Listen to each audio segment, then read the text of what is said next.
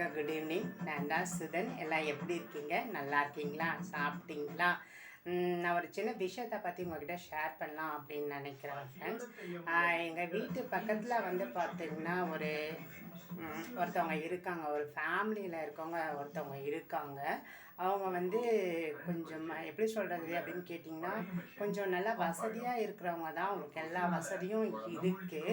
அவங்களுக்கு வந்து சின்னதாக கால் மட்டும் கொஞ்சம் அப்படியே தாங்கி தாங்கி அவங்களால நடக்க முடியும். ஓகேங்களா? பையன் வந்து டாக்டர், பொண்ணு வந்து இன்ஜினியர், சொந்த வீடு இருக்குது. அந்த மாதிரி இருக்கிறவங்க சும்மா கால் வந்து தாங்கி தாங்கி நடக்கிறதுனால அவங்க வந்து மாற்றுத்திறனாளி கேடரில் வந்து அவங்க இருக்காங்க. ஆக்சுவலி அவங்களுக்கு வந்து இவ்வளோ வசதி இருக்குது. கவர்மெண்ட் வந்து 1500 அவங்களுக்கு வந்து ஃபண்ட் வந்து மந்த்லி வந்து ஹேண்டிகேப்டு கோட்டாவில் வந்து கொடுத்துக்கிட்டு இருக்காங்க. அவங்களுக்கு வந்து அது வந்து தேவையில்லாத ஒரு உதவியாக தான் நான் பார்க்குறேன். எனக்கு வந்து பார்த்திங்கன்னா நிஜமானமே பார்த்திங்கன்னா காட் ப்ராமிஸாக நான் சொல்ல வர்றது என்ன அப்படின்னு கேட்டிங்கன்னா, எனக்கு பேரண்ட்டும் கிடையாது.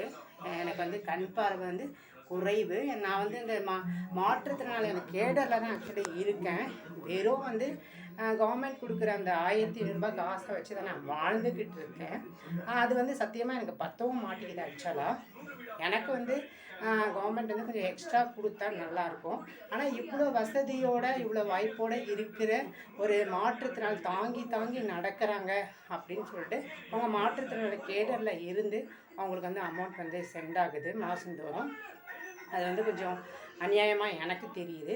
அது நியாயமா அப்படின்னு எனக்கு தெரியல. இது வந்து தப்பான ஒரு விஷயம் அப்படின்னு நான் நினைக்கிறேன். இதை வந்து உங்கள்கிட்ட சொல்லணும்னு தோணுச்சு, அதெல்லாம் சொன்னேன். லைக் பண்ணுங்கள், கமெண்ட் பண்ணுங்கள், ஷேர் பண்ணுங்கள். Love you all. Take care.